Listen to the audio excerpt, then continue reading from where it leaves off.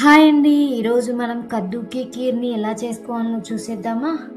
దీనికోసం పావు కప్పు దాకా సగ్గుబియ్యాన్ని ఒక బౌల్‌లోకి వేసుకొని, ఒకసారి వాష్ చేసుకొని, ఇందులోకి మళ్ళీ తిరిగి నీళ్లు పోసి పావుగంట పాటు నానబెట్టుకోండి.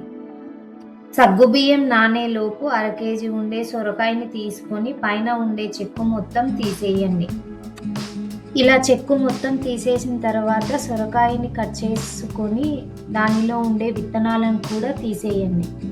విత్తనాలు తీసేసిన తర్వాత ఇలా ముక్కలుగా కట్ చేసుకోండి.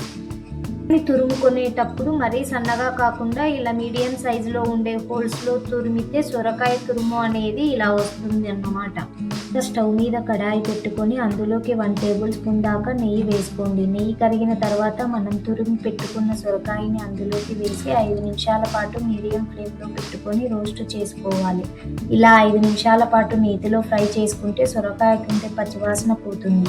ఆ తర్వాత ఇందులోకి ఒక పావు కప్పు దాకా నీళ్లు వేయండి. అలానే మనం నానబెట్టుకున్న సగ్గుబియ్యాన్ని నీళ్లు లేకుండా ఇందులోకి వేసుకోండి. ఇప్పుడు మూత పెట్టేసి మంటని లో ఫ్లేమ్లోకి టర్న్ చేసుకొని 5 నిమిషాల పాటు మగ్గనివ్వండి. 5 నిమిషాల తర్వాత మూత తీస్తే సగ్గుబియ్యం చక్కగా ఉడికిపోతుంది. సాఫ్ట్గా అయిపోయిన తర్వాత ఇందులోకి 1 లీటర్ దాకా చిక్కటి పాలను వేసుకోవాలి. ఫుల్ ఫ్యాట్ ఉండే మిల్క్ని యూజ్ చేయండి. పాలు వేసిన తర్వాత మంటని మీడియం ఫ్లేమ్లోకి పెట్టుకొని పాలు పావు వంతు తగ్గేంత వరకు మరిగించుకోవాలి.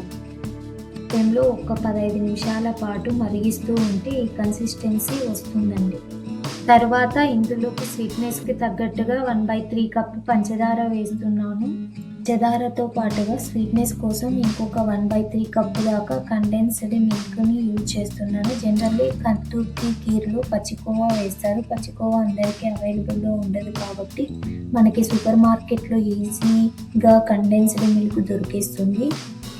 స్వీట్నెస్ని యాడ్ చేసిన తర్వాత మంటని లో టు మీడియం ఫ్లేమ్లో ఉంచి ఒక్క 5 నిమిషాల పాటు మరిగించండి. అందుకే 2 యాలకులు, కొంచెం ఫుడ్ కలర్ని యాడ్ చేయండి.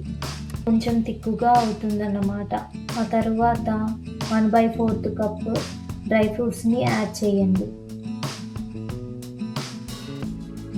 అంతే, కద్దుకి కీర్ రెడీ అయిపోయింది.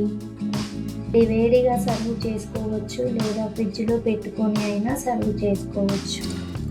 వీడియో నచ్చితే లైక్ చేయండి, మీ ఫ్రెండ్స్తో షేర్ చేయండి. ఇంకా ఇలాంటి హెల్దీ అండ్ టేస్టీ రెసిపీల కోసం మా ఛానల్ని సబ్స్క్రైబ్ చేసుకోవడం మర్చిపోకండి.